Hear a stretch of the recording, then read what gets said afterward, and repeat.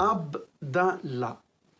Pourquoi donc l'île des Caraïbes, découverte par des conquistadors qui ont banni les musulmans d'Espagne, a-t-elle choisi ce prénom arabe et musulman pour baptiser une invention aussi prestigieuse qu'un vaccin? Ce choix n'a aucun lien avec le prénom du père de Mahomet, le prophète de l'islam. Il a tout à voir, en réalité, avec José Martí, le père de la nation cubaine.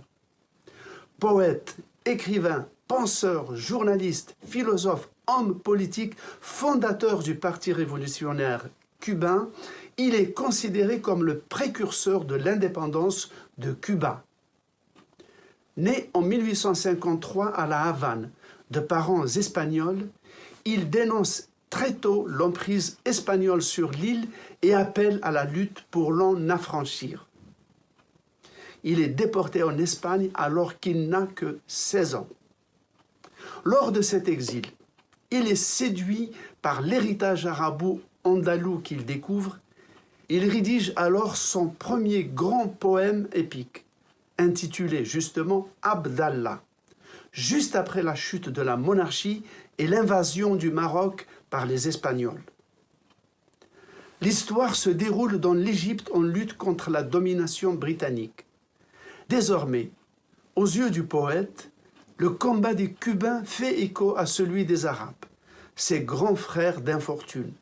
« Soyons des morts » s'exclame-t-il dans un autre poème.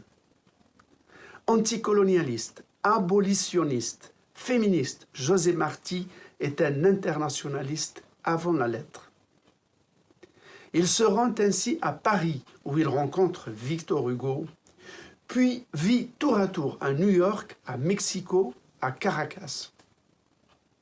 Il tente un retour à Cuba à la tête d'une armée de libération, mais il tombe sous les balles espagnoles, mi-mai 1895.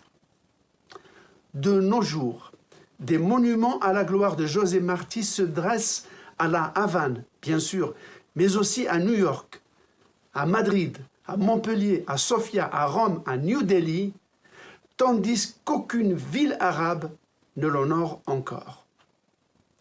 Puisse Abdallah vacciner le monde arabe contre cette ignorance qui frise l'ingratitude.